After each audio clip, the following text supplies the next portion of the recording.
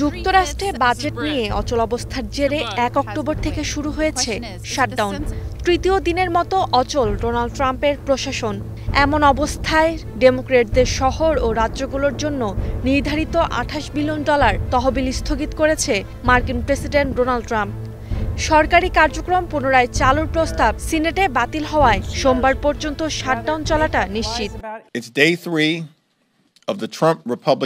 Trump প্রশাসন ও রিপাবলিকানদের অরাজকতা চলছে ২৫৭ দিন ধরে।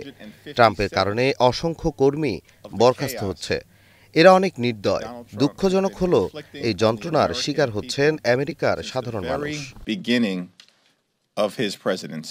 হিসাব নিরীক্ষা ও আর্থিক বিষয়ে পরামর্শক প্রতিষ্ঠানের এক প্রতিবেদনে বলা হচ্ছে, এক সপ্তাহের শাটডাউনে অক্টোবর থেকে ডিসেম্বর প্রান্তিকে মার্কিন অর্থনীতির জিডিপি প্রবৃদ্ধি 0.1% কমিয়ে দিতে পারে।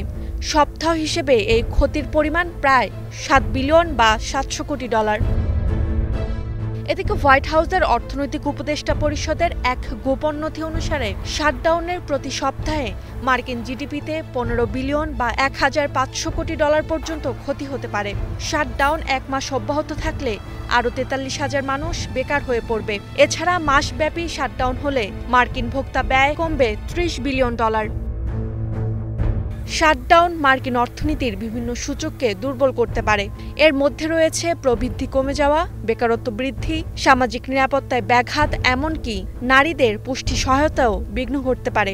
এছাড়া শাটডাউনের কারণে বিনা বেতনে ছুটিতে থাকা ফেডারেল কর্মীদের আয়, সরকারি প্রতিষ্ঠান থেকে পণ্যের অর্ডার ও সেবা ক্রয়ে বিলম্ব এবং ভোক্তার চাহিদা কমতে পারে। শেষবার ২০১৮ সালের শেষে মার্কিন সরকার আংশিকভাবে ৩৫ দিন বন্ধ ছিল, যার ফলে যুক্তরাষ্ট্রের অর্থনীতিতে $1,100 কোটি ক্ষতি হয়েছিল, যার মধ্যে $300 কোটি ছিল স্থায়ী ক্ষতি। Roksana Rimi, star news.